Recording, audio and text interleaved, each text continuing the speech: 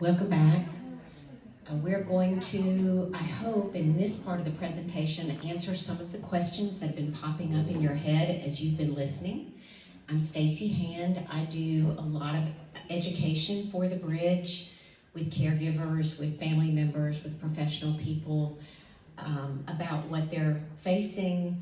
And one of the things that we like to focus on are the things that you have some control over. And so we're going to talk a little bit about reducing your risk. Can y'all hear me okay? All right, we're going to talk about reducing your risk, the things that you can do to be proactive, and the things that you can do to help be good caregivers as well. I'd like to just preface this with answering one question that comes up a lot that may be kind of knocking around in your brain.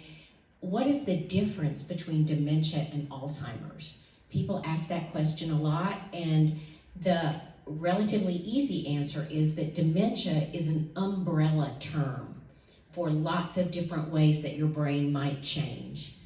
And so somebody might be diagnosed with dementia for a lot of different reasons. And Alzheimer's is a specific or a more specific diagnosis under that umbrella of dementia. Under that umbrella of dementia, you might have Parkinsonian dementia or something that's associated with Parkinson's disease. You might have dementia with Lewy bodies, which is a different form of dementia. You might have frontotemporal lobe dementia, which impacts a different part of your brain a little bit differently than Alzheimer's does. And a lot of people get an Alzheimer's diagnosis from a primary care provider who sees that something's happening with someone's brain. They see some changes happening, and if they think that they're just going to try to maintain the status quo or just support this family as this process happens, they may just say Alzheimer's disease, because they know if they say those two words that you immediately have an understanding. If they told you, well, I think your loved one has chronic traumatic encephalopathy, you might say, what on earth are you talking about? And so a lot of times they use Alzheimer's disease as sort of a catch-all term, when in fact it really does relate to something more specific types of symptoms. And without going into too much detail, that's a whole different topic. Alzheimer's, many people think, has a very specific progression.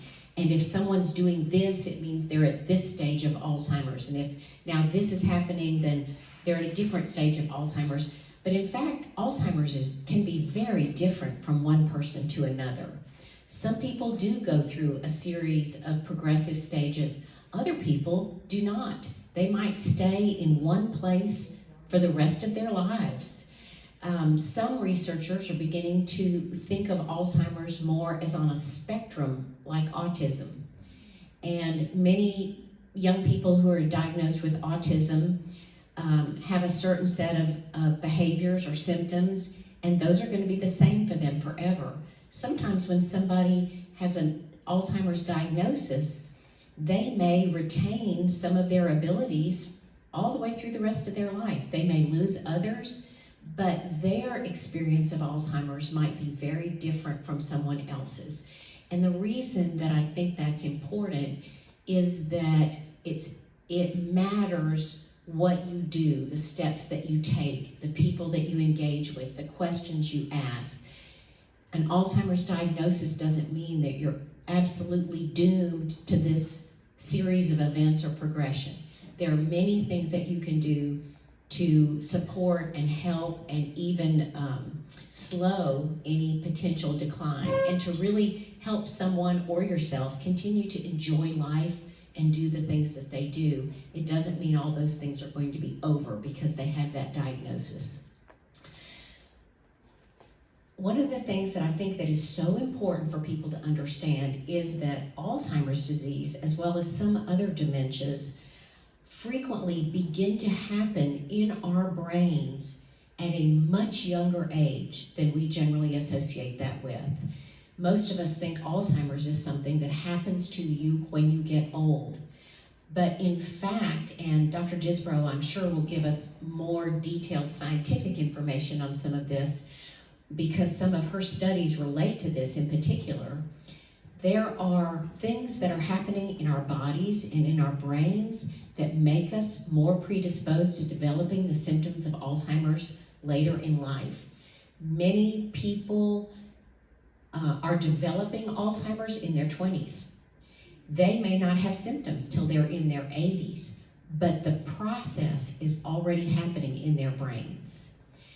And that's why this research is going to make such a difference for us, because if we know that early, there are so many things that we can do to help stave off the emergence of any real symptoms. And it's not going to bother us to have Alzheimer's disease if we never have a symptom, right? So we can engage in this process, and we can start making healthy choices in our 20s, although 20-year-olds are not generally noted for always making the good, healthy decisions. But at any point in our life that we decide to take charge of living a more brain healthy or Alzheimer's preventive lifestyle, we can have an impact on what is happening in our brains. There are some factors to do with Alzheimer's that we don't necessarily have any control with. One of them is genetic. And I'm sure that y'all have heard that there is a gene, the APOE4 gene, that if you have one, maybe you're a little more predisposed. If you have two, oh my gosh, you're going to get Alzheimer's.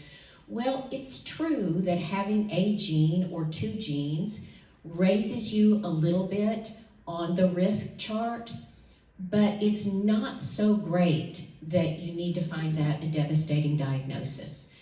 It's one of the factors, but not something to panic over. We mentioned chronic traumatic encephalopathy, having your head trauma over and over, like the football players are suffering from. That is a huge factor. Now, if you're my age, I can't go back and change what happened to me as a young person. So if you had a lot of head trauma over the years, growing up, participating in a particular sport, or maybe you had a job that caused a lot of concussive activity around your head or your brain, you are going to be more predisposed. If you have, and this is relatively new research, if you have a history of traumatic childhood experiences, this predisposes you to development of Alzheimer's or dementia type symptoms. So if in your early childhood you experienced either some very traumatic events, or you lived in a family or a household that had a lot of trauma in it, maybe a violent or an abusive parent, maybe a very unpredictable, homeless experiences or things like this that are traumatic for children, they come into later life more predisposed to struggle with symptoms that are dementia or Alzheimer's like. But we know now that there are many, many factors that contribute to whether or not you develop Alzheimer's disease symptoms that we can control. And that's what we're going to focus on. Laura mentioned some of those in her talk, heavy alcohol use, and some other things, but we are going to talk very specifically now about some things that you can do. And again, as Paulette mentioned earlier, I do have a handout in your bag that hits these high points. I'm going to give you a lot more detail than what is on the handout, but the important things to remember will be on that handout, so you'll have something to take home and put on the fridge to help you. We know that people come into late life with some things that are going to be statistically working against them, going into as far as protecting our brains or avoiding Alzheimer's. If you're a woman, your risk is automatically greater. Women are more predisposed. Obviously, the conclusion is that it's hormonally related. Exactly what that function is, that actual event or the things that are happening in our brain that's causing that, they don't know. There's lots of testing, lots of research, lots of hypotheses about that, and they're pursuing that very vigorously and learning new things all the time. But we do know that women are predisposed. We know that if you eat a poor diet, and we're going to talk in more detail about that, but people who have poor nutritional status are more predisposed. People who have poor oral health are more predisposed to developing Alzheimer's. So people that have periodontal disease or have a lot of decay or broken teeth are more predisposed to Alzheimer's disease. People who are sedentary, have a low level of physical activity. These are some of the risk factors that we can do something about. Let's talk about exactly what we can do. We know that there are very specific dietary guidelines that keep our brains healthy. And there is a lot of research that's been done, a lot of conclusive research that's been done now that gives us some very distinct guidelines. One of the basic things to keep in mind, because it means you don't have to learn a whole new diet, is to remind yourself that what is good for your heart is good for your brain.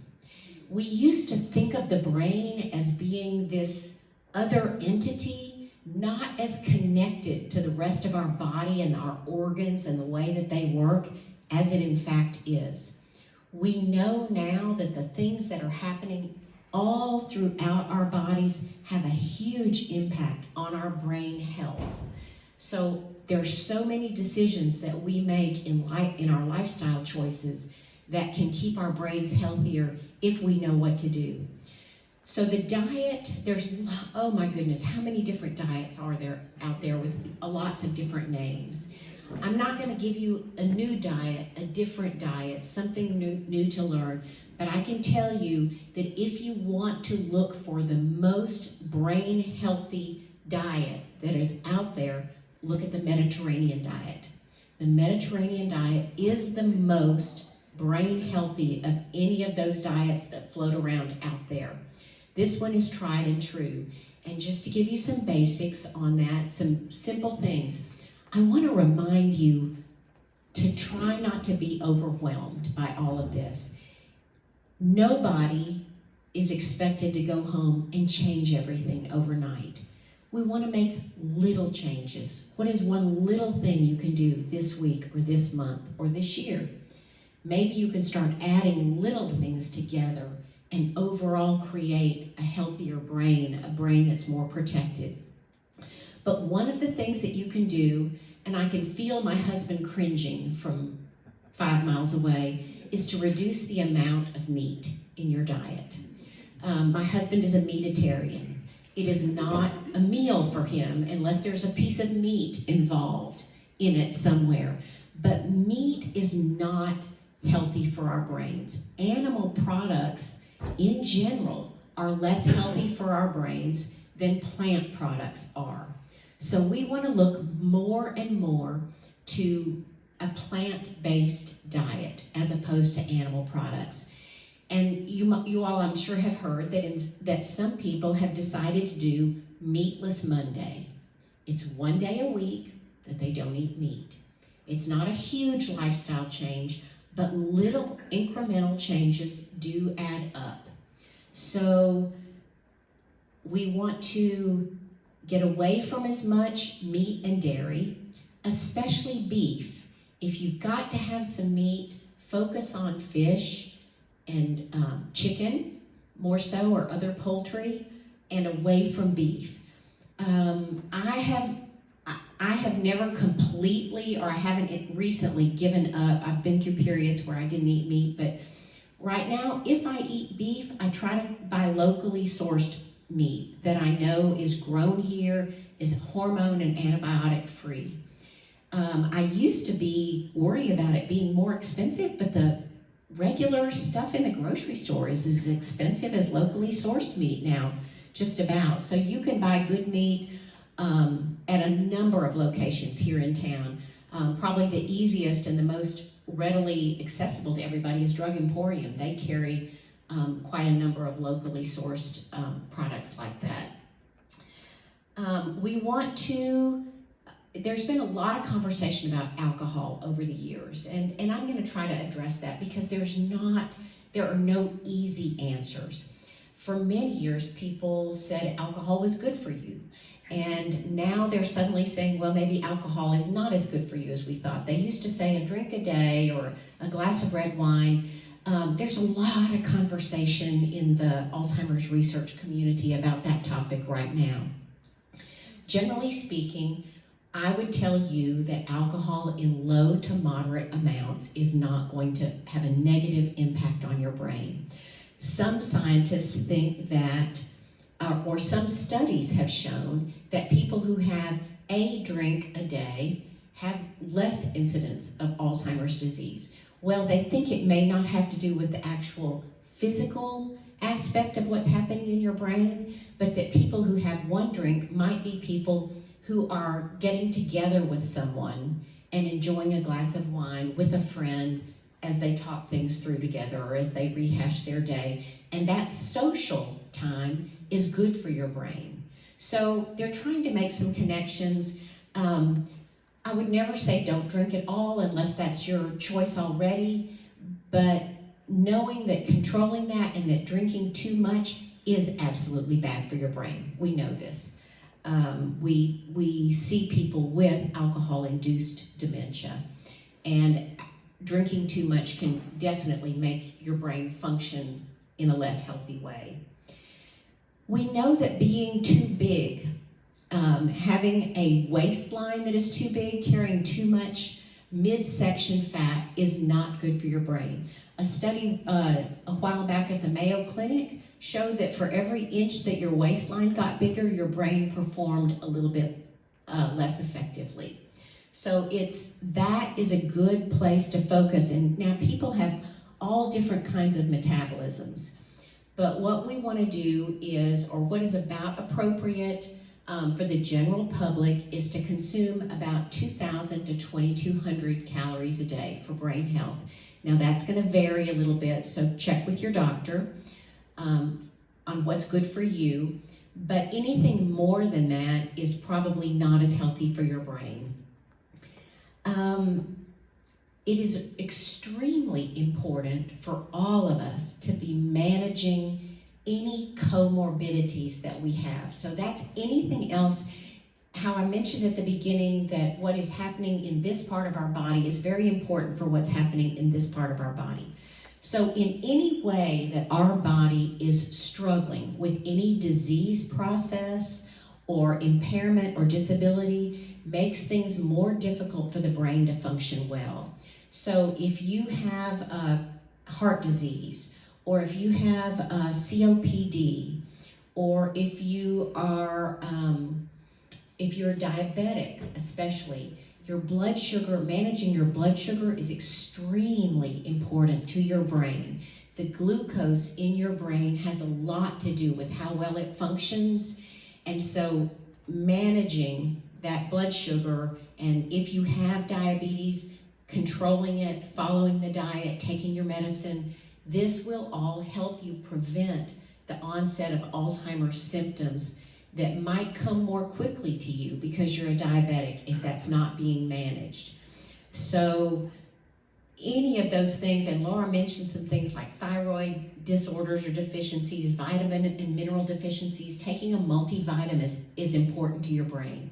Our brain needs certain minerals, and depending on what we eat or what our habits are, some of us may not be getting enough of some of the things that we need. So a multivitamin every day is good for your brain. Getting consistently good sleep is absolutely critical to avoiding cognitive decline or cognitive loss. And this is a real tough one, isn't it? The older we get, it seems, the harder it is to get a good night's sleep. But it is so critical to your brain during the time that we're experiencing good sleep. Our brain is, in layman's terms, and Dr. Disbrow could explain this in a much more scientific way, but in layman's terms, our brain is washing out all of the bad stuff that built up during the day that causes damage in our brains. And if we don't sleep well at night, we don't give our brains enough time to clean out. And so the bad stuff builds up and starts to cause real problems in the way that our brain functions. It is so important that we get that sleep, that if you're not doing it, if you're struggling, that is what I would tell you to focus on first. Focus on talking to your doctor. You can look online for a lot of things to try. My doctor, when I first approached her about having trouble sleeping, said, and I appreciated this, I don't want to prescribe anything for you until we've tried everything else. And so we worked with white noise. Obviously, you know, getting off your screens at least 2 hours before you go to bed. We don't even realize how much screens, television screens, phone screens, tablet screens, overstimulate parts of our brain until we start having trouble sleeping. But those screens stimulate parts of our brains that have trouble shutting down and staying shut down at night. And so it's really important that we reduce use of screens in the evening if we're having trouble sleeping. Having a really dark environment, having a cooler environment rather than getting hot at night. There's lots of things that we can do. So if you're struggling with sleep at all, start becoming very intentional about doing the things that you can do that will contribute to a good night's sleep, and you will really help your brain stay healthy in that way. I know it almost sounds comical to say this to you all, but we've got to reduce our stress. Stress is not good for our brains. And we all struggle with this. Yes, we all want to reduce stress, but how do we do that? There's so many things that are going on in our lives that we don't have control over. We just have to try to cope with it. And that's the magic word, is cope. Every one of us has some sort of coping mechanisms that we use when we're under stress. Coping mechanisms sound like a good thing, but some of the ways that we cope are not healthy. And it's important to identify that. What are the ways that we cope that are not healthy? Well, we might be angry a lot. We might yell at people. We might drink too much. We might drive too fast. We might isolate ourselves. Or maybe we vent too much. Everybody doesn't really want to hear all of the things that make us angry or upset. Maybe we're not sleeping well because we're stressed. There are lots of things that we might do that are not really beneficial to us as a way of coping with stress. So what we need to do now is identify positive ways that help us cope with stress. Can you all think of what a positive coping skill would be, or a positive coping mechanism? Prayer is an important one for lots of people. What else? Exercise, and we're going to talk more about exercise, but exercise is a really effective, positive coping skill. You can really release a lot of stress through exercise. What else? Community, did somebody say? Community, having an opportunity to be with people, to interact, to engage, talking to a friend, a support group, opportunities to share what you're going through with your community is huge. And somebody said music, also very powerful coping skill.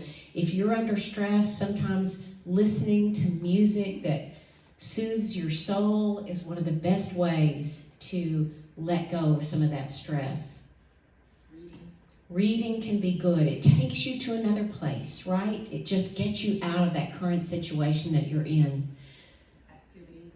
Other activities, hobbies, things that you enjoy doing can get your mind off, something as simple as working a jigsaw puzzle can help you just focus on something else for a few minutes. Having a hobby is wonderful if you like to paint or do pottery.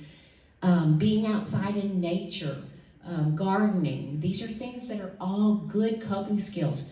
So we need to remember that regardless of the other things that are going on in our lives, it's important for us to make space for those things that soothe us and that feed our souls. And if we're going to help protect our brains, We need to help relieve stress. It is so important. I'm so glad you mentioned exercise. Exercise is one of the pillars of brain health. And I'm not going to tell anybody that you need to go sign up for a gym membership or you need to start training for a marathon. We don't need to do that. Some of the studies that have been released recently show that as little as adding 11 minutes of movement a day to your daily routine can help develop some protection for your brain. So we just need to look for ways to add movement to our day. Taking a walk is a great thing, but if you are nervous to get outside, if you don't have someone to walk with, if your balance is not good, there are other things that you can do. You can do leg lifts in the chair. There's lots, anything that you do that increases your heart rate is good for your brain because you're getting more oxygen moving through your blood supply, and all of that's going through your brain too. So anything that we do that stimulates our heart and the rest of our system to work a little harder, even for a short time, is beneficial to our brains. So the thing that I've done that's been the easiest in my life to add 11 minutes of movement or to stimulate that movement part of my day a little bit more is, I hesitate to say it, I'm becoming inefficient. All of my life I strive for efficiency, right? Trying to do things the most efficient way.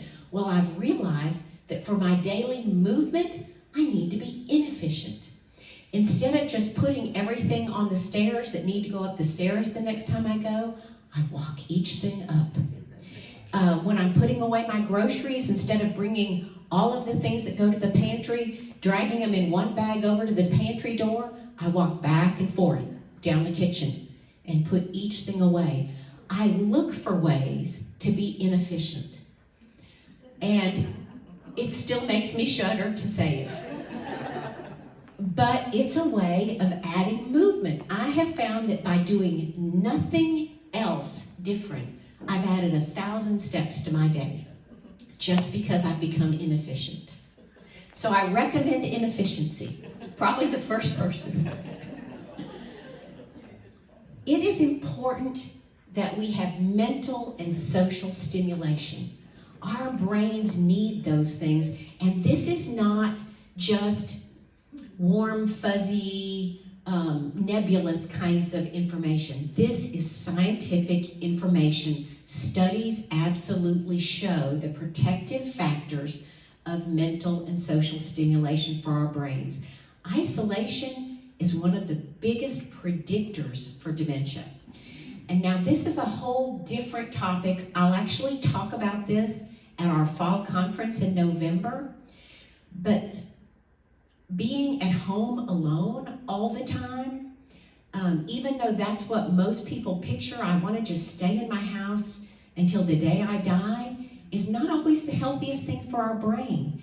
Unless we've got lots of other ways to be engaged with community when we're living alone, we are not doing the best thing that we can for our brain. Being in community, engaging with other people, being stimulated by lots of different kinds of people. You know that there's no two people in your world who interact with you in exactly the same way. They don't use the same vocabulary. They don't have the same accent. They don't use the same hand gestures. They don't talk about the same things. So each different individual that you come in contact with in your day-to-day interactions is stimulating your brain in a different way. And so all of those different things, the opportunities to make new friends, to interact with people you've never met before, you've never seen, these are all powerful tools to help keep your brain healthy. Now, lots of people say to me, well, I do the crossword every day. And I said, that's great. But your brain, it's just like Dr. Disbrow mentioned, well, you're just learning all the animals. You can't keep doing the animals every year. Your brain has learned how to do the crossword puzzle. And so just doing that crossword puzzle and thinking in those kinds of patterns is not going to be as protective as you might hope. What we need to do is do lots of different things. Our brains need the challenge. Our brains need to be pushed to do things out of their normal comfort zone. Now, this may not be scientific. Well, absolutely no, it's not scientific. But this is the way my little brain understands how all this works. It's my way of paraphrasing it and seeing a picture of it. Our brains, if we do the same things on a day-to-day basis and we use a lot of the same tools and we interact with the same people, we are staying on the interstate highways. And we're going to get from A to B as fast as we can, and we're going to get the job done. It's going to be efficient. We know how to do it. But suppose something starts to happen inside of our brain and we have damage on the interstate. I-20 is shut down just past Houghton. How are we going to get to Monroe if we don't have another way to go? Every single different kind of thing that we learn to do or that we challenge our brains to do gets us off the interstate and develops some other roads, some state highways, some county roads, some gravel lanes. Every time we do something different, so that if something happens in our brain, there's some buildup, or we've got amyloid and tau that is blocking our brain from functioning normally, our brain's got another route to take. It can just zip off the next exit and take another route. We can still get to Monroe. But if we haven't pushed our brain off the interstate, it doesn't have any options. So it's really important that we keep pushing ourselves to engage in different situations with different people and learn new things. It is never time to give up and stop doing that. We've got to keep going. The last thing I want to focus on, because I know this probably surprised some of you all, is the oral and dental care. This is relatively new research that we're seeing, and that one of the things that has started popping up is the existence of periodontal bacteria in other parts of our bodies. Your cardiologist may have already talked to you about this. They are finding periodontal bacteria on the hearts. Well, it's on most of our hearts.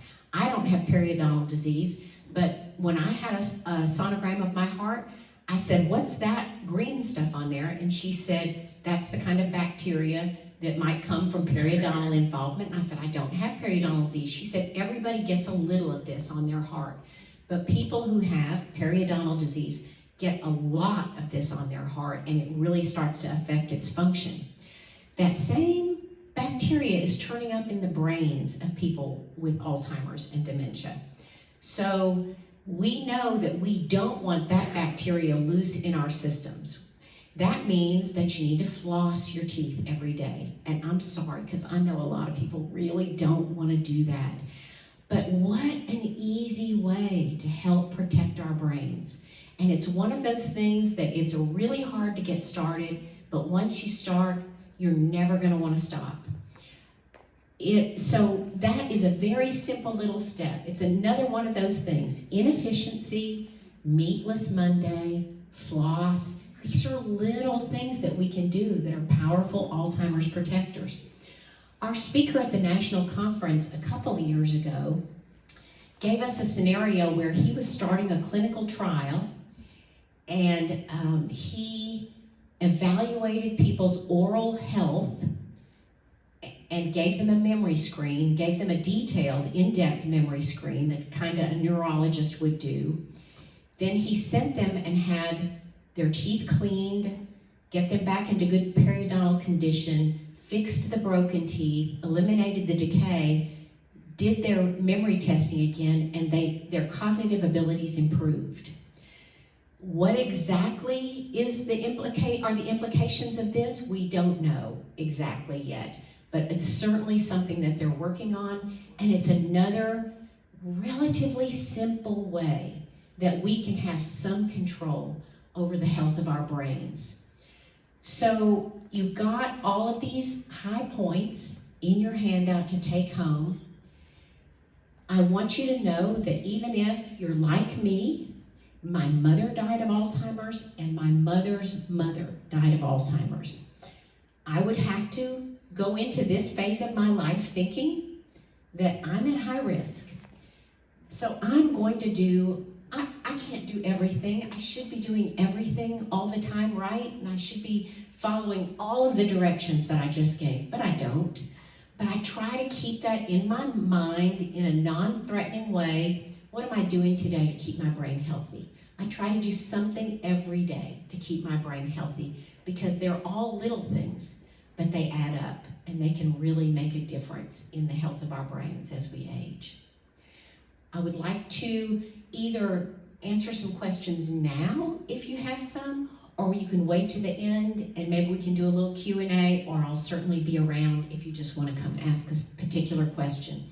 And I'm going to reiterate what Paulette said about the Speakers Bureau. If you have a Sunday school class or a study group or heck, I've been to supper clubs. If you have a group where people get together and they're talking about this and this is of interest to them, please let us know. We'd love to come and provide some education and support. Thank y'all. I've heard also that gut health has a lot to do with your brain health too. The microbiome in our gut is, the more we know how much it has to do with everything. And absolutely, I mean, it is, you know, and it's one of those things that we have some control over, but not as much as we would love, I guess. And Dr. Disbrow may be able to address that a little bit more.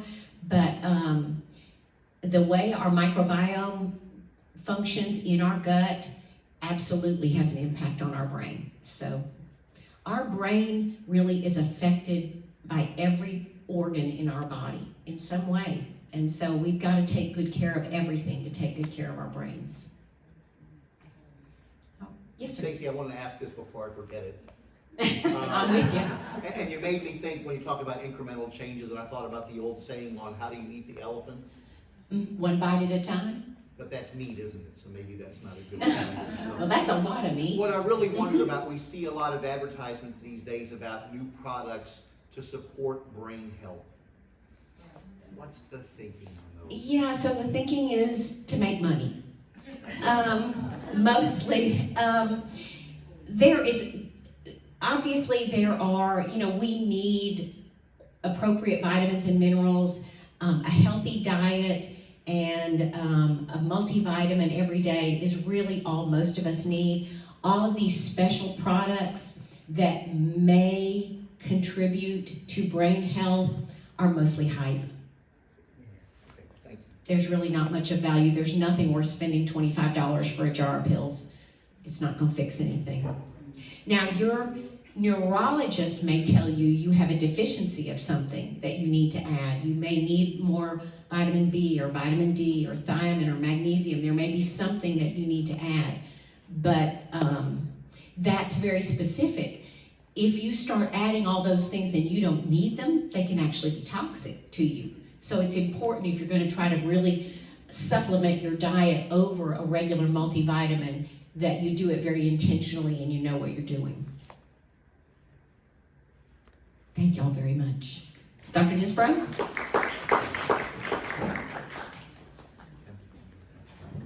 We're going to switch over computers for the next presentation, so let's take a 5-minute break.